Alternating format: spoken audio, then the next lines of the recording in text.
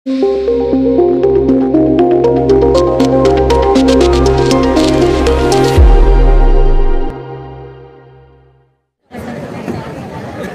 सगळ्यांचे लाडके नेते माजी मंत्री विद्यमान आमदार दिलीपराव वळसे पाटील साहेब, आपले सगळ्यांचे तरुण सहकारी माजी आमदार अतुल शेठ बेनके, माजी खासदार शिवाजीराव आढळराव पाटील, ॲडव्होकेट संजयराव काळे, गणपतराव फुलोडे, पांडुरंगराव पवार, उज्ज्वलाताई शेवाळे, पुष्पाताई बुट्टे पाटील, पूजाताई बुट्टे पाटील, विनायक तांबे, सुप्रिया लेंडे, पापा शेटकोर, देवराम लांडे, माझ्या जुन्नर शहरामध्ये आणि जुन्नरच्या ग्रामीण भागामध्ये काम करत असणारे सर्वच वडीलधारी नेते मंडळी, तरुण सहकारी मित्र आणि जमलेल्या माझ्या बंधूंनो, मित्रांनो, उद्याच्या काळामध्ये खरं तर आपल्या 288 विधानसभा, 288 नगरपालिका नगरपंचायतीच्या निवडणुकीला 2 तारखेला मतदान होणार आहे.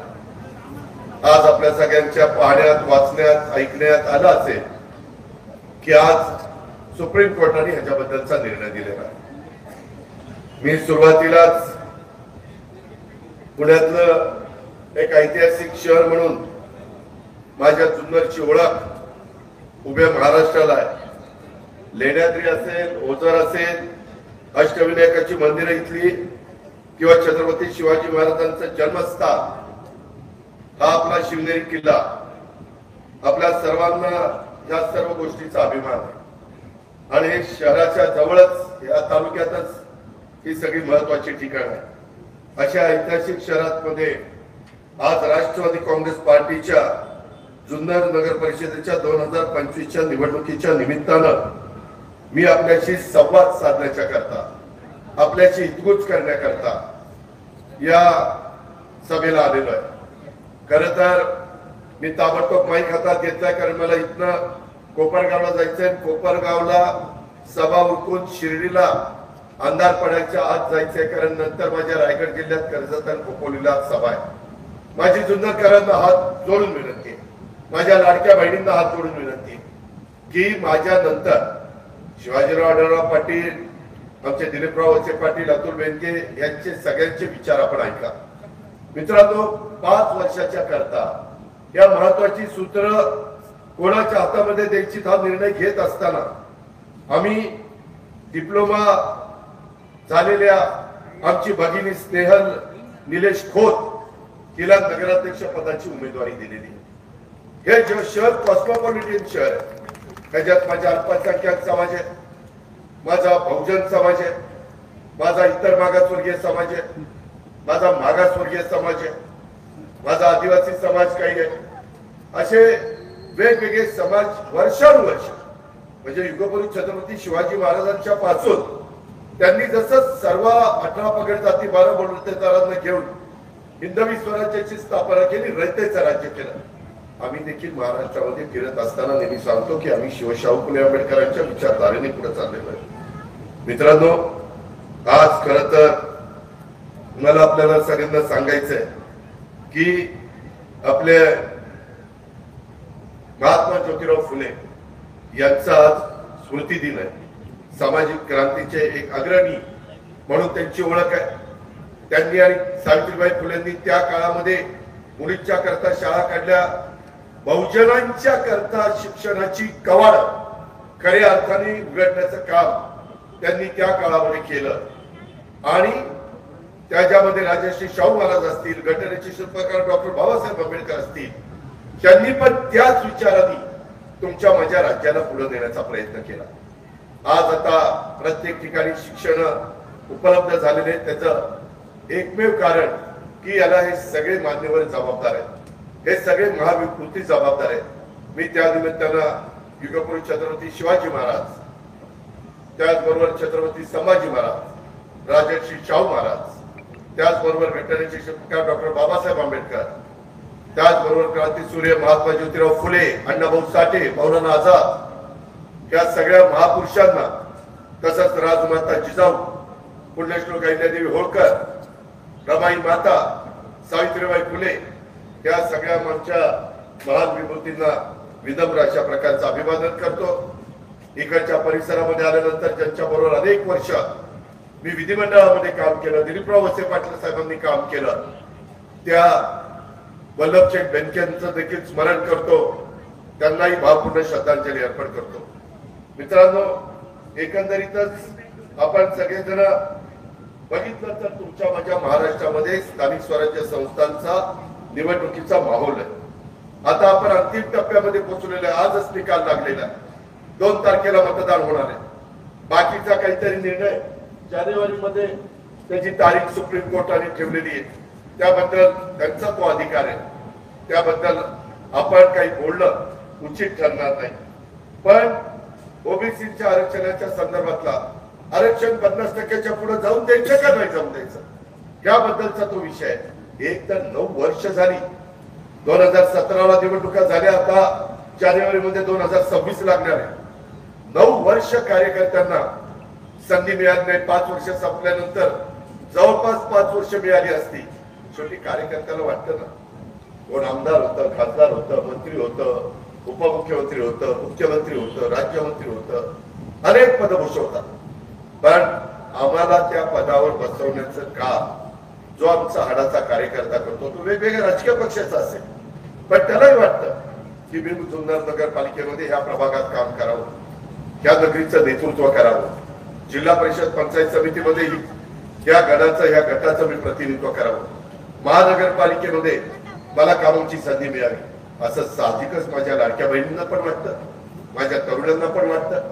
कारण आम्ही पण तरुण वयामध्ये, मी असेल, दिलीपराव असतील, शिवाजीराव आढळराव असतील, गणपतराव फुलोडे असतील, संजयराव काळे असतील, अतुल बेनके असतील, त्याच्यामध्ये पांडुरंग पवार असतील, किती जणांची नाव घेऊ, सगळ्या जणांना आम्हाला तरुणपणी संधी मिळाली आणि त्या संधीतनं आम्ही लोकांचे प्रश्न सोडवायला सुरुवात केली.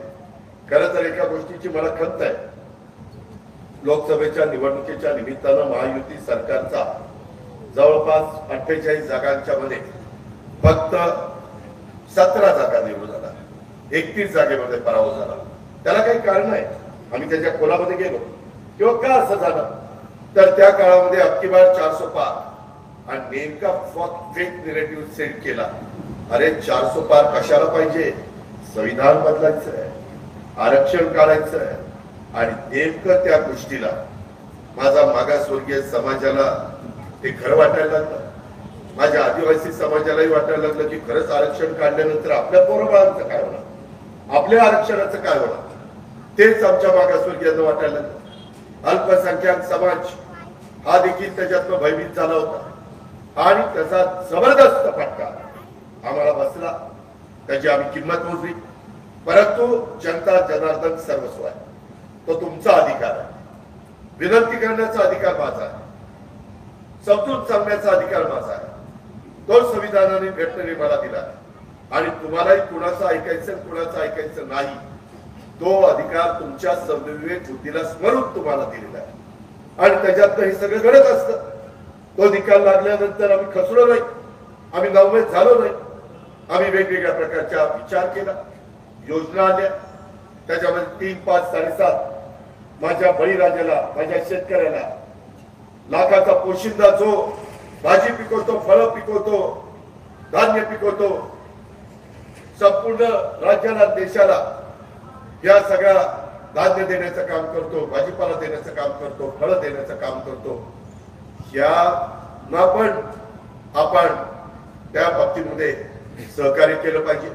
आणि म्हणून आम्ही 3, 5, 7.5 वर्षाच्या मोटार ही वीज माफी करून टाकली. महागाई केली होती, तुम्हाला आठवत असेल. सुशीलकुमार शिंदे मुख्यमंत्री असताना मी दिलीपराव त्या मंत्रिमंडळामध्ये होतो.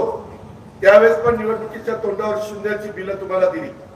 परंतु नंतर निकाल लागल्यानंतर विलासराव देशमुख मुख्यमंत्री झाले आणि ते म्हणले आपल्याला परवडणार नाही आणि त्याच्यात पुन्हा बिलं द्यायला सुरुवात केली. का काळ 2003-4चा मी सांगतो. त्याच्यानंतर आता आम्ही दिला. आता दरवर्षी जुन्नरकरांनो, माझ्या बांधवांनो, माझ्या लाडक्या बहिणींनो, आम्ही 25,000 कोटी रुपये राज्य सरकारच्या तिजोरीतनं महावितरणला देतो तुमचं लाईट बिल मोफत करण्याकरता. मुक्त म्हणजे ते गप्पा बसत नाही, ते बिल घेतात, फक्त सरकारच्या तिजोरीतनं बिल जातं. माझ्या लाडक्या बहिणींना समाजामध्ये मान सन्मान प्रतिष्ठा प्राप्त करून देण्याचं काम राष्ट्रवादी काँग्रेस पक्षाने केलं. छत्रपती शिवाजी महाराजांनी पण नेहमी त्यांच्या स्वराज्य निर्मिती झाल्यानंतर महिलांना एक आदराचं स्थान मिळवून दिलं. हे इतिहासामध्ये नोंद आहे, हेही आपल्याला माहिती आहे. आणि त्याच्यानंतरच्या काळामध्ये देखील राष्ट्रवादी काँग्रेस पक्षाने त्याबद्दलची भूमिका घेतली. मी, दिलीपराव, जयंत पाटील, आर पाटील आपण सभागृहामध्ये 3:30 वाजेपर्यंत, रात्री पहाटे 3:30 वाजेपर्यंत जागलो. साहेबांनी सांगितलं वरच्या मंडळावर अजिबात पुढे हालायचं नाही, मला बाकीचं माहित नाही, बिल पास झालं पाहिजे. मला वाटतं 91ची गोष्ट असेल, आम्ही पहिल्यांदाच आमदार झालो होतो. साहजिकच आमच्यात उत्साह होता, जोश होता, काही करून दाखवण्याची ताकद होती. आता पण आहे, काळजी करू नका. पण अशा पद्धतीनं आम्ही नौके होतो. आता आम्ही अनुभवी झालेलो. अनेक वर्ष आम्ही काम केलं, प्रशासन चालवलंय, लोकांचे प्रश्न कसे सोडवायचे. आताच मला अतुलने एका ठिकाणी काही जणांची सल्ला मसलत केली. मी सांगितलं की आता आचारसंहितेचा भंग करणार नाही, पण शिवाजीराव पाटील, दिलीप वळसे पाटील, अजित पवार, अतुल बेनके आम्ही सगळेजण बसू. मी प्रश्न समजून घेतला. त्या प्रश्नाच्या संदर्भात कसा मार्ग काढायचा ते मला समजतंय. कारण आज राज्याचा कारभार आम्ही हाकतोय आणि त्या गरीबाला पण त्याचा हक्काचं घर मिळालं पाहिजे, तो त्याचा अधिकार आहे. तशा पद्धतीनं पंतप्रधानांनी पंतप्रधान आवास योजना लागू केलेली. मुख्यमंत्री त्याच्यामध्ये योजना जी आमची आहे त्याच्यातनं पण आम्ही निधी देतो. इथं महाराष्ट्र चेअरमन बसलेले शिवाजीराव पाटील, त्यांनी पण अनेक भागामध्ये तशा प्रकारच्या बेघर लोकांना योजना राबवत आहेत. मंथरमध्ये 4 एकर जागा घेतली, मला वाटतं शिरूरमध्ये देखील घेतली, पुणे शहरामध्ये मुळशीला घेतली, अनेक भागामध्ये, माझ्या बारामतीमध्ये घेतली, अशा अनेक भागात घेतल्या. का तर जसं आमची काहींची ऐपत आहे आमचं घर बांधायची, तसं दिवसभर काम केल्यानंतर संध्याकाळी ज्यांची चूल पेटती अशा लोकांना एवढं मोठं घर बांधणं हे जिकिरीचं पडतं.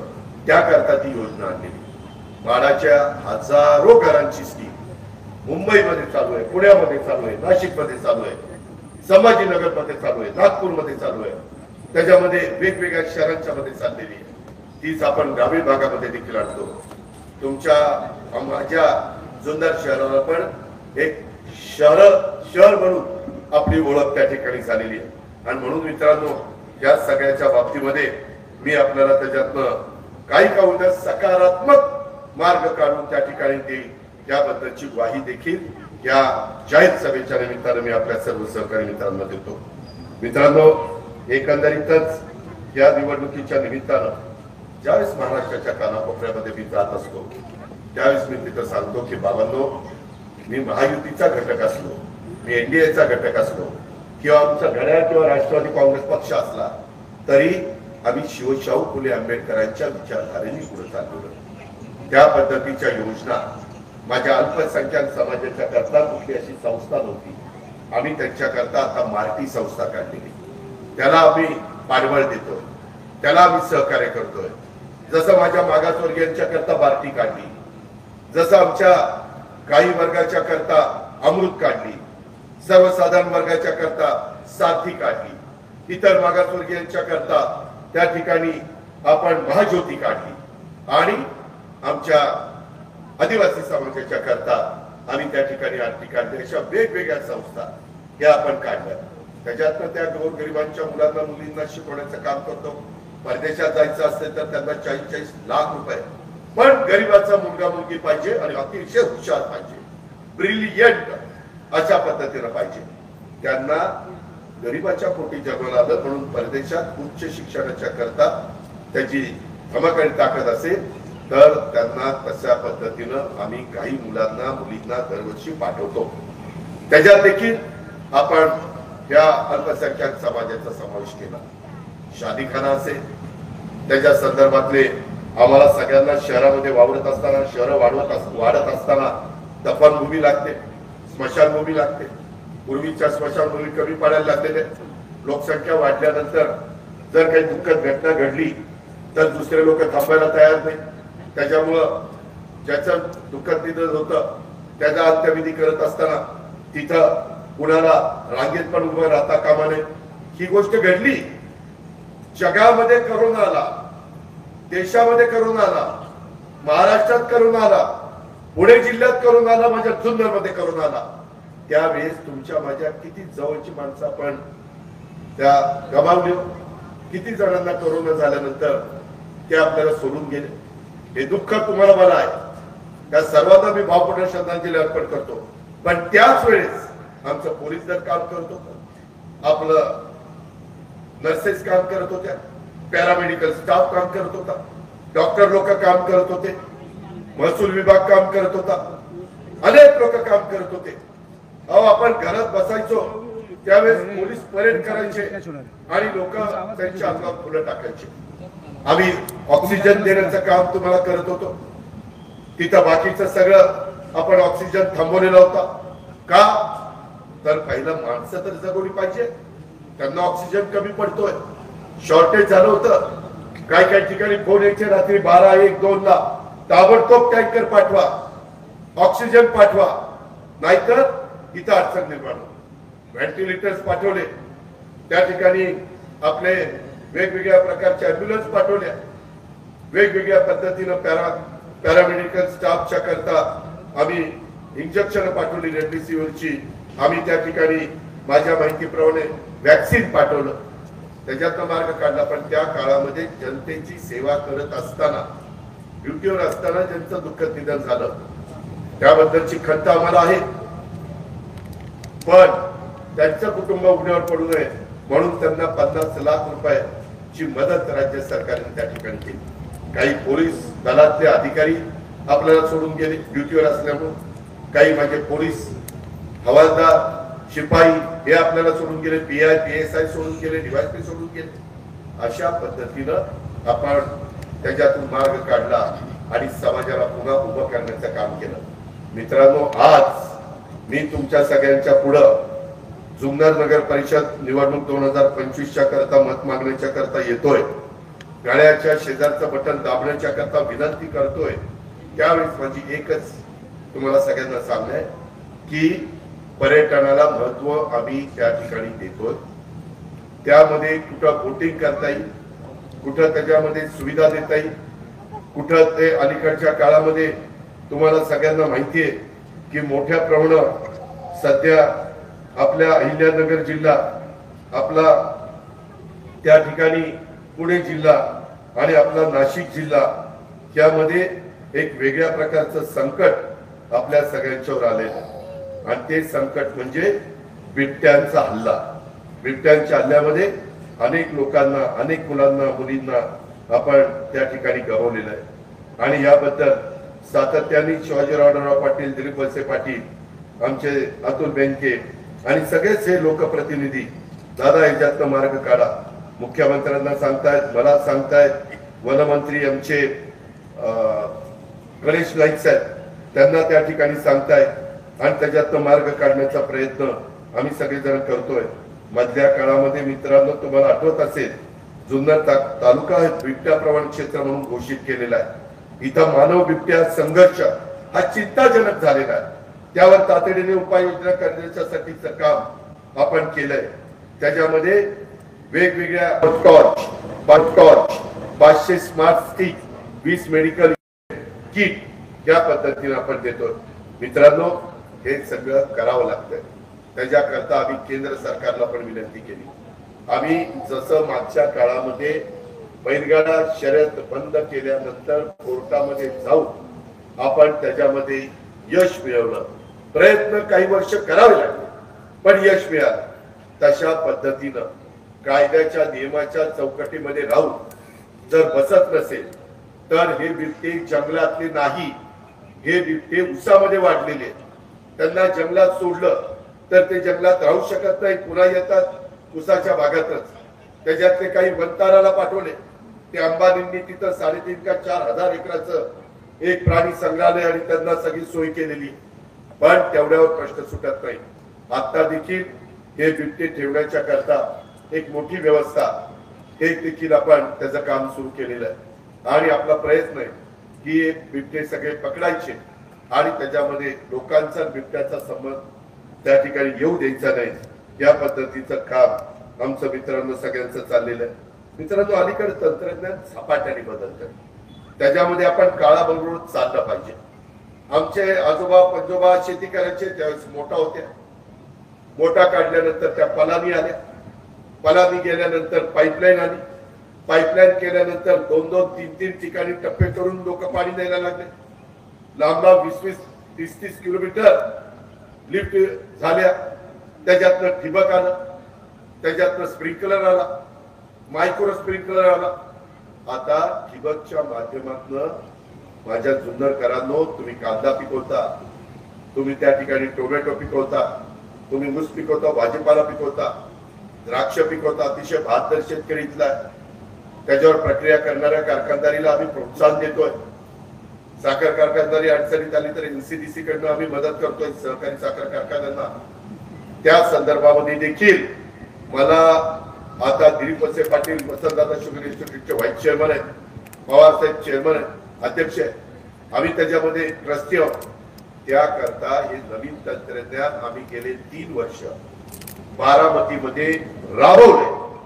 कृषी विज्ञान केंद्र जसं तुमच्याकडे मला वाटतं आदिलरावच आहे ना कृषी विज्ञान केंद्र, तशा पद्धतीनं बारामतीमध्ये कृषी विज्ञान केंद्र ते आम्ही सगळेजण उत्तम चालवतो. आणि त्याच्यातून जो 100 टन ऊस काढायचा तो आता 140 टन ऊस काढतो. खत कमी लागतंय, पाणी कमी लागतंय. आधुनिक पद्धतीनं ते एआय कृत्रिम बुद्धिमत्ता ते सांगतंय की आज उष्णता इतकी वाढलेली, एवढं पाणी द्या, तेवढंच पाणी द्यायचं. खत डायरेक्ट आपण पूर्वी पहिली नळी, दुसरी नळी, कच्ची बांधणी, पक्की बांधणी, ते ऊसाच्या पानामध्ये खत पाडायचं, निमार्थ वाया जायचं. आता पाण्यातनं आपण नॅनो युरिया, बाकीची खत पाण्यातनं देतो, त्याच्यावर खत वाया जात नाही, उलट खताची बचत होते. मित्रांनो, त्याच्याकरता आम्ही 500 कोटी रुपयाचं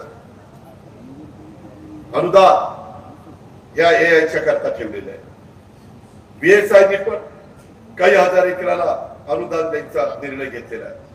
पुणे जिल्ह्यामध्ये होती सहकारी बँक, आमचे संजय काळे, दिलीप वळसे पाटील त्या बँकेमध्ये, त्यांनी मला वाटतं 3 कोटी रुपये एआयच्या करता ठेवलेले आहे. एआयचा वापर करील त्यांना वाटतं 10,000 रुपये एका शेतकऱ्याला ते देणार. त्याचा फायदा घ्या ना. आम्ही पहिल्यांदा आमच्याकडे केलं तेव्हा मी जुन्नरकरांना सांगायला आलो, तुमच्याकडे ट्रायल घेत नाही, ट्रायल मी घेतली, अनुभव आम्ही घेतलाय. का तर उद्या नुकसान झालं तर आमची सहन करण्याची क्षमता आहे. पण सगळ्यात माझ्या शेतकरी बळीराजाची नाहीये. आणि ते सिद्ध झाल्यावर राज्याचा कार्यक्रम घेतलाय, बीएसआयचा कार्यक्रम घेतलाय, साखर कारखान्याचा कार्यक्रम घेतलाय. कांद्याला पण एआय करता येतं, द्राक्षालाही करता येतं, फळबागांनाही करता येतं. आपल्या इथला मँगो काय त्याचं नाव, शिवनेरी हापूस, त्यालाही करता येतं. ज्या ज्या गोष्टी करण्यासारख्या होत्या त्या केल्या. वल्लभचंद बेनकेंच्या काळात केल्या, अतुलच्या काळात केल्या. परंतु यावेळेस तुम्ही मला नाराज केला. अरे मी ती भोर राजगड मुळशीची सीट काढली, कुणाला वाटलं नव्हतं. काही हजार मतांनी शंकर मांडेकरांना निवडून आणलं. सगळेजण आमच्या सुनील शेट्टीच्या विरोधात होते, सगळे एकत्र आले. 1 लाख मतांनी सुनील शेट्टी निवडून आला की नाही? तुम्हालाच काय झालं? मी 1 लाखांनी निवडून आलो.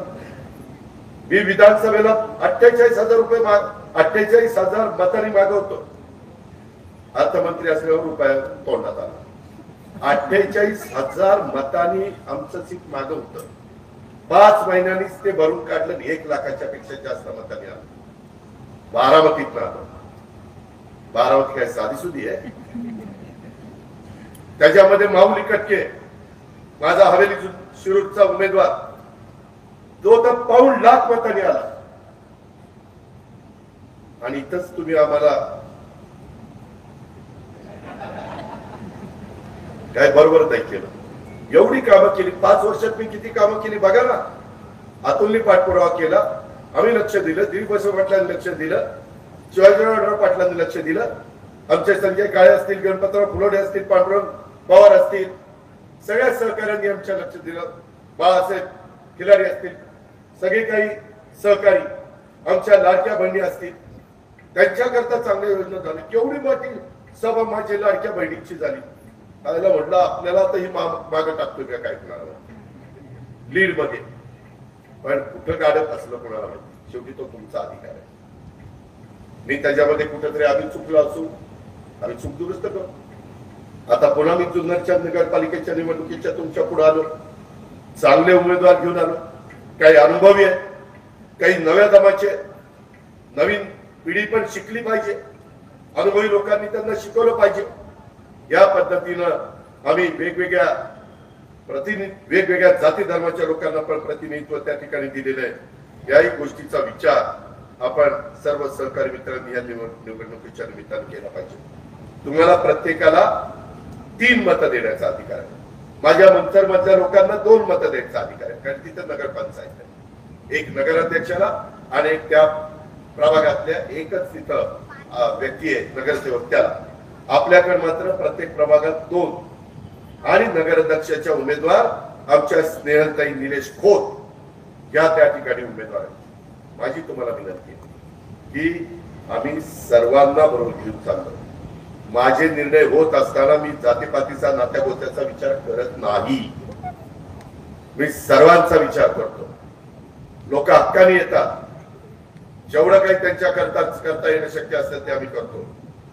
हे सर तुम्ही जुन्नर नगर परिषद निवडून दिली तर केंद्रात आमच्या ओळखी आहेत, एनडीए सरकारचा आम्ही घटक आहे, त्यांच्याकडनं काही योजना आम्ही आणू शकतो.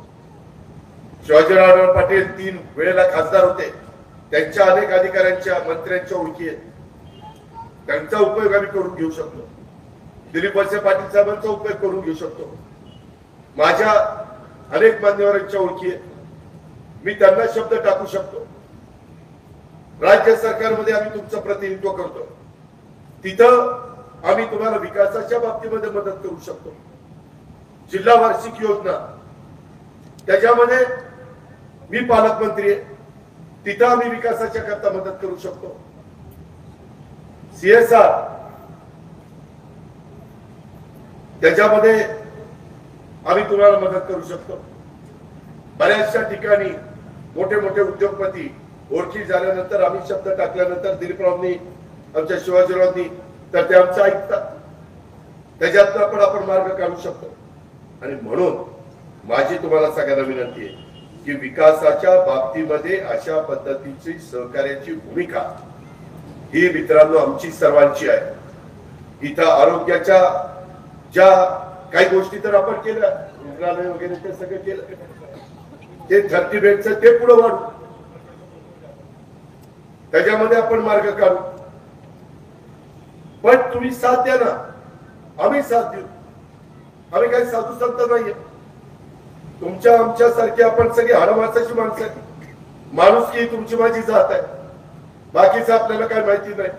आणि माऊलींनी तुकोबांनी हेच सांगितलेलं आहे आपल्याला, वारकरी संप्रदायाने हेच सांगितलेलं आहे, निर्व्यसनी राहा आणि चांगल्या पद्धतीने समाज पुढे न्या.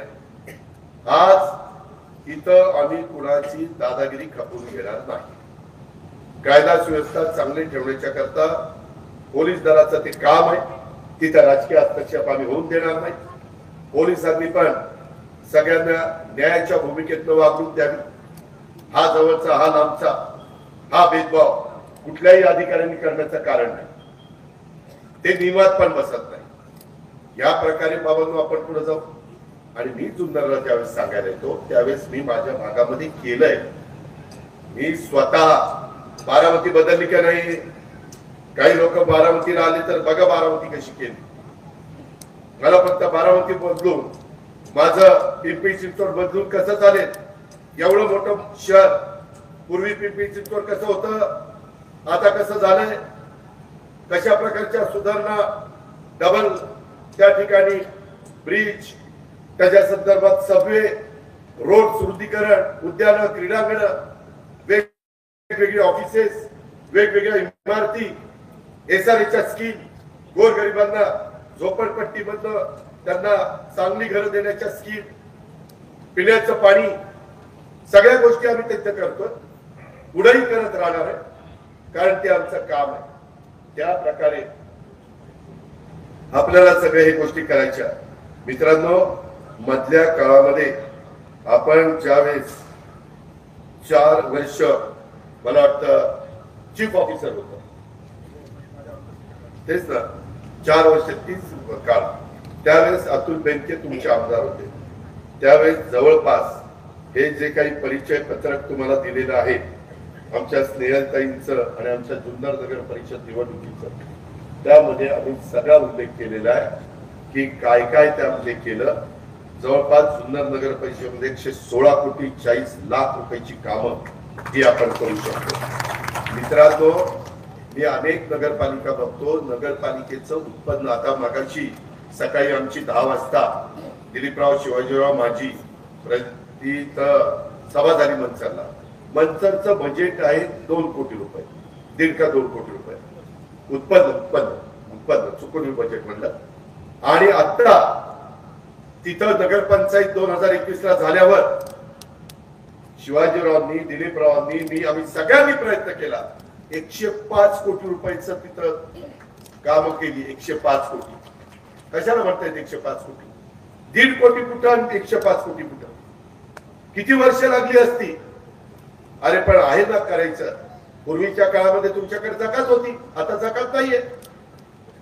त्याच्यानंतर लोकल बॉडी टॅक्स आला, एलबीटी तेही काढलं, व्हॅट आला तेही काढलं, सेल टॅक्स आला तेही त्या ठिकाणी काढून टाकलं. आता जीएसटी आलेला आहे. तो जीएसटी मध्ये 50% केंद्राला जातो, 50% राज्याला जातो. त्याच्यातनं आम्ही या वेगवेगळ्या शहरांना निधी देऊ शकतो, मदत करू शकतो, विकासाला हातभार लावू शकतो. मी नुसतंच स्नेहलताईंना किंवा बाकीच्या आमच्या शीतल किरण उंडेंना, विनायक जनार्दन गोसावी, रोहिणी नितीन गायकवाड, प्रशांत दत्तात्रय सराईकर, भारती देवराम मेहर, अकीफ अब्दुल मुनाफ इनामदार, स्मिताताई प्रकाश सुंटले, अभिजित शांताराम रोकडे, अनुजा गणेश पातुरकर, फिरोज खान मेहबूब खान पठाण, लक्ष्मीकांत साहेबराव कुंभार, दीपिका सचिन तांबोळी, हरीश शांताराम भवाळकर, वैष्णवी अतुल चतुर, धनराज भवान सिंग खोत, मंसुरी सना शफी, सय्यद मोहम्मद साकी मोहम्मद काशी, अब्दुल वाजिद अब्दुल रजाक इनामदार, अतार हिना तौसी, या सगळ्या माझ्या बांधवांना, भगिनींना आम्ही उमेदवारी दिलेली आहे. आम्ही आमचं काम केलंय. 2 तारखेला आपण आपलं काम घड्याळाच्या शेजारचं बटन दाबायचं करा. मी विकास कामामध्ये जे जे सांगितलंय ते दिलीप वळसे पाटील साहेब, शिवाजीराव आढळराव पाटील त्या सगळ्यांच्या साक्षीनं सांगितलेलं आहे. माझ्या जुन्नर मधल्या सगळ्या माझ्या जीवाभावाच्या, सहकार्यांच्या, माझ्या लाडक्या बहिणींच्या, बांधवांच्या साक्षीनं सांगितलेलं आहे. मी शब्दाचा पक्का आहे. त्यामध्ये मी कुठं कमी पडणार नाही. फक्त दिलेला निधी हा सत्कारणी लागला पाहिजे, कामाचा दर्जा चांगला असला पाहिजे. मी काही भागात पुण्यामध्ये, पिंपरी चिंचवडमध्ये, बारामतीमध्ये सकाळी 6 ला उठून जातो, काम बघत असतो. हिंजवडीला पण 6 ला गेलो होतो. का तर लोकांना त्रास होऊ नये. 6 ला बरीचशी लोक आंघोळी पांघोळी करत असतात, त्यावेळेस गर्दी कमी असते. मी 10च्या पुढे गेलो तर गर्दी चोकप सगळेजण फोटो फोटो फोटो जात आहे. सेल्फी सेल्फी सेल्फी नाही काढून द्यावं काय ताटल्याला काढून देत म्हणजे आम्हालाच कोणाशिवाय बरं फोटो काढून द्यावा तर त्याचा धंदा काय ती माहिती नाही. यायला ती 2 नंबरचा धंद्यावाला असला की झाला आमची बिन पाणी देते. बघा अजित पवारच्या कुणाबरोबर संबंध सत्यानाश. त्याच्यामुळं म्हटलं पहाटे 6 ला उठा, अलीकडे 6:30 ला उजाडते, त्याच्यावर 6:30 ला जावं लागते. कारण अंधारात तर सास पडत बसण्यात अर्थ नाही, उजाडलं तर पाहिजे. त्याच्यामुळं पण मी आळस करत नाही. तुम्ही बघा अनेक वर्ष मी तशा पद्धतीनं काम करतो. मी कामाचा माणूस आहे, मी बिनकामाचा नाही. मी शब्दाचा पक्का आहे, त्याच्यामध्ये मी बदलत नाही. आणि म्हणून माझी तुम्हाला विनंती आहे की माझ्या जुन्नरकरांना, माझ्या युगपुरुष छत्रपती शिवाजी महाराजांचं जन्मस्थान असणाऱ्या शिवनेरीच्या पायथ्याशी तुम्ही राहता. तुम्ही फार नशीबवान आहात. हे नशीब कदाचितच कुणाच्या वाट्याला येतं, ते तुमच्या वाट्याला आलेलं आहे. त्या गोष्टीचा पण आपल्या इथं 5 कुकडीची धरण आहे, त्याची परिस्थिती चांगली आहे, त्याच्यातनं पाण्याची कमतरता नाहीये. या सगळ्या गोष्टीचा फायदा आपण सगळेजण मिळून त्या ठिकाणी घेऊया, हीच आपल्याला सगळ्यांना आग्रहाची, नम्रतेची, कळकळीची विनंती करतो. त्याच्यामध्ये आम्ही जुन्नर शहरात माणिकराव चौकात स्वराज्य संकल्प श्रीमंत शहाजीराजे भोसले प्रवेशद्वार भव्य वेस उभी केलेली आहे. नवीन शुद्धी पाणी पुरवठा योजना 14 कोटीच्या अंतिम टप्प्यामध्ये आलेली आहे. किल्ले शिवनेरीच्या परिसरामध्ये विकासाच्या माध्यमातून किल्ल्याच्या भोवती कॉन्क्रीटचे रस्ते आणि स्ट्रीट लाईटची बहुतांशी कामं पूर्ण करत आणलेली. जुन्नर शहराच्या इतिहासात पहिल्यांदाच सर्व धार्मिक स्थळांच्या विकासासाठी भरीव अशा प्रकारचा निधी आम्ही दिला.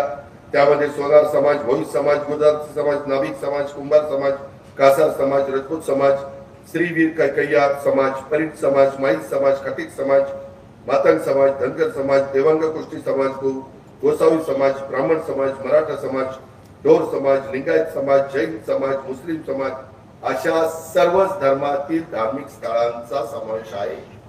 कुणाला त्याच्यामध्ये सोडलं नाही, 19-20 केलं नाही. सर्व जाती धर्मांच्या मध्ये सर्व राहील यासाठी राष्ट्रवादी काँग्रेस पक्ष आणि त्या राष्ट्रवादीचा घड्याळ त्या ठिकाणी काम करत आहे. जुन्नर शहराच्या नवीन सुसज्ज पोलीस स्टेशनच्या करता 5 कोटी रुपयाचा निधी मंजूर केला.